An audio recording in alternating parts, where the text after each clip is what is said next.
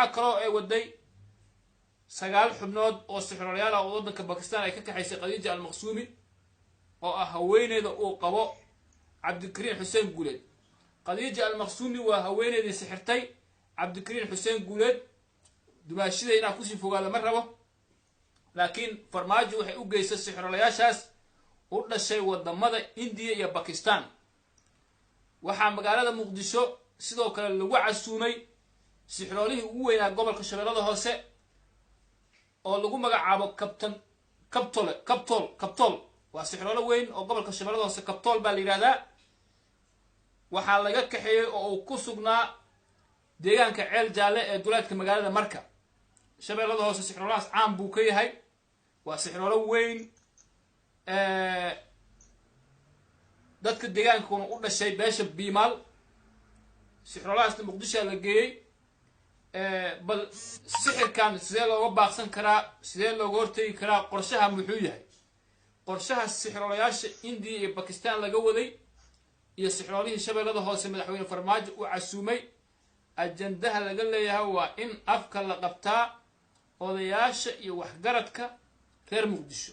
waa in sixirka loo adeegsado cidii maareyn lacag dhaqaale lagu maareyn karo lagu maareeyo, cidii awood iyo cudud lagu maareyn karo lagu maareeyo, cidii intaasna xalkeeda aan loo haynin waa in sixirkaas lagu maareeyaa. Khadija al-Maqsumi waa qof sixirka caan ku ah. madaxweynaha Soomaaliyana ayadoo u kaashaday oo Muqdisho u geeyay. kulli Khadija al-Maqsumi dam jadiid ka tirsanayd. sababta markaad farmaajo ula shirkoodo waa fahmi kartaan cid kasta. iyo sixroolihii ugu weynaa gobolka Shabeellada Hoose marka Muuse Suudi iyo dadka dhaqaalaha aan qaadanayn, Axmed Daaci, madaxda kale odayaal dhaqameedyada, Xaad Axmed Diiriye, kuwa odayaasha inkastoo ay jiraan kuwa laaluushka qaato, haddana waxaa jira kuwa qadiyadda ay ku weyn tahay oo in gobolka Banaadir maqaam uu yeesho ay ka go'an tahay. marka odayaashaas ay ka go'an tahay la rabaa in loo adeegsado sixroolayaashan wadamada India, Pakistan iyo Shabeellada Hoose laga kaxeeyay. maqaamka Muqdisho mid sidee ah la rabaa, sidee inuu noqdo qorshuhu yahay. xildhibaanada qaarkood sixroolayaashaas loo adeegsan rabaa. hada sixirkana waxa waaye waa waxa taqaaniin oo diinteena ayaaba ka hadashay wax jiro inuu yahay, cid ay ka qarsoon tahay ma lahan. dhowr qof qadka ku jirta oo isugu jiro aqoon-yahano, mas'uuliyiin xilal soo qabtay, haween qaarkood Muqdisho jooga, qaarkood qurbaha jooga. banaabaxyana waxay ka dhici rabaan maalinta beri haddii allaha waddan raalli ka noqdo waddanka Ingiriiska oo looga soo horjeedo madaxweyne farmaajo iyo ra'iisul wasaare Khayre. kulli madaxweynuhu doorashuu ku yimid, waa la doortay, ra'iisul wasaare asaa soo xushay. ra'iisul wasaare uu soo xushay qadiyad qabiil cid ku diidan ma jirto. madaxweynaha waa la mid, laakiin wax qabad xumo, karti xumo, kaliitalinimo iyo been iyo propaganda ayaa ila soo baxeen madaxdu. arrimahaasaan rabnaa inaan wax ka gorfayno haddii allaha awoodda uu raalli ka noqdo. waxaan siinayaa dhageystayaasha qadka ku jira haddii allaha awoodda uu raalli ka noqdo aragtidooda ku aadan maqaamka gobolka Banaadir. kolley sixirku kama shaqeeyo Yurub. hadday wax sixir lahaayeen dad badan ay hore u sixri lahaayeen. marka waxaan isku dayaynaa dadka ku jira qaarkood inaan siiyo qofka ugu horeeya qadka haddii uu maqlayo. halo walaal. halo. السلام عليكم. السلام عليكم محمد بشير. وعليكم السلام walaal magacay meesha ku sugan tahay? magacayga waa Sahra Ahmed, waxaan ku suganahay dalka Netherland. waddanka Netherland dariskeena tahay. Sahra soo dhawow.